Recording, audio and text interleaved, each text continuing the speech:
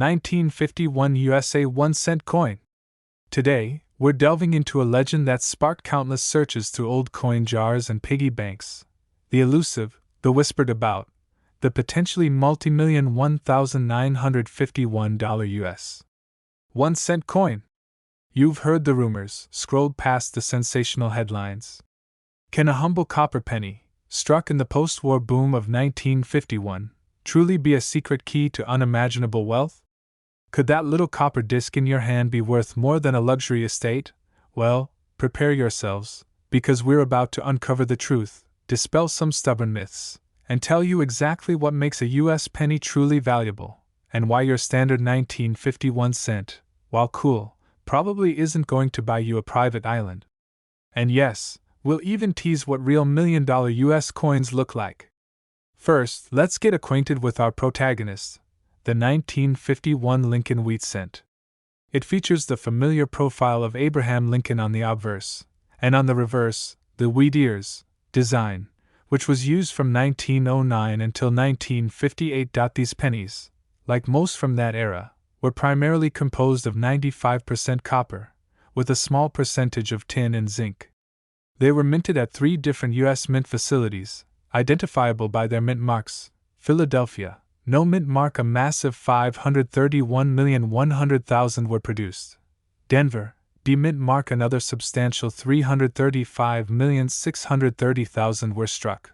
San Francisco, S mint mark, a respectable 118,510,000 were made. That's nearly a billion 1951 pennies across all 3 mints. When you have that kind of production volume, the vast majority of these coins are, by definition, very common. A regular 1951 penny you find in circulation today is typically worth just a few cents, perhaps 3 to 15 cents, depending on its condition, and maybe $1 or $2 if it's in uncirculated, absolutely pristine condition for a collector. So, where does the idea of a million-dollar 1951 penny come from? It's a classic case of numismatic myth-making, often conflating rare errors from other years with this particular one, or vastly exaggerating potential anomalies. When we talk about US coins worth millions, we're talking about legends. These are coins that reside in a different galaxy of rarity and historical significance, considered America's very first silver dollar. Only a tiny number were minted, and very few survive in pristine condition, making it a cornerstone of US numismatics. One sold for $12 million in 2013.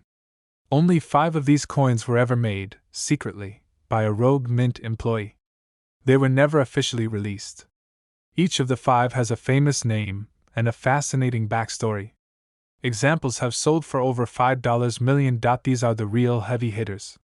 As you can see, the 1951 penny, even in its most perfect state, is not in this league. These million-dollar coins are historical anomalies, not common circulation pieces. So, if the 1951 penny isn't inherently rare, where does this persistent million-dollar myth come from?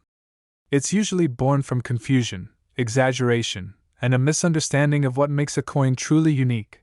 No known major errors for 1951 pennies. Unlike some other years, the 1951 cent series P, D, or S has no widely recognized, consistently valuable major errors that would elevate its price into the thousands, let alone millions.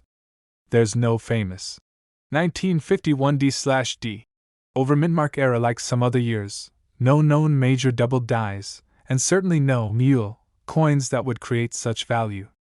Misinformation and clickbait.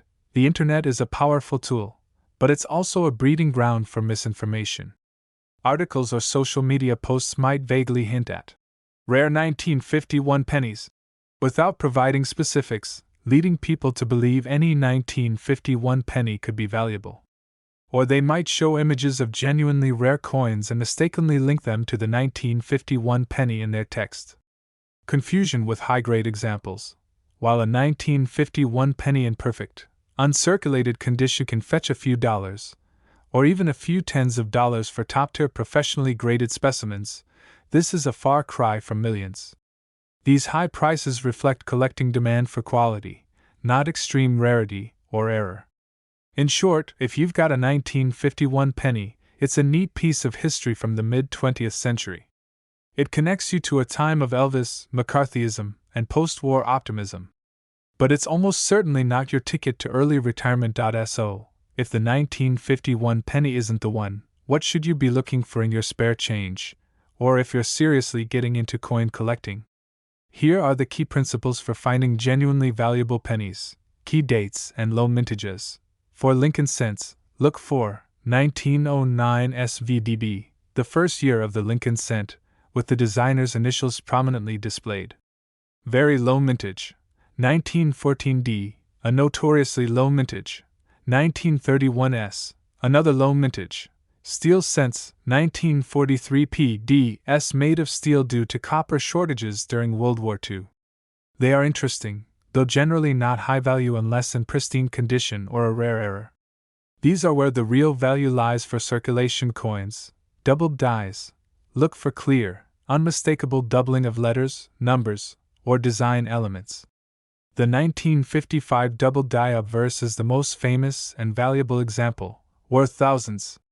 Also look for 1936, 1972, 1983, 1984, 1995, 2004, 2006, 2009, 2011, and 2014 double dies, off-center strikes, when the coin blank isn't perfectly aligned, causing part of the design to be missing, wrong planchet errors, a penny struck on a dime blank, or vice versa, e.g.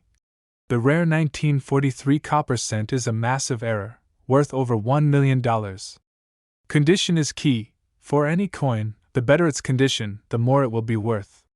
Collectors pay a premium for uncirculated coins, those that have never seen everyday use, and especially those with original, red RD, copper luster. So, while your 1951 Lincoln wheat cent might not be worth millions, it still represents a tangible piece of American history.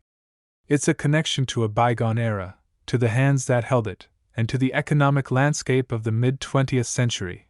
The real joy of coin collecting isn't always about striking it rich, it's about the thrill of discovery, the appreciation for artistry, and the deep dive into history that each little disc of metal offers. And who knows, maybe that next penny you pick up will be that elusive error or key date. Thank you for watching.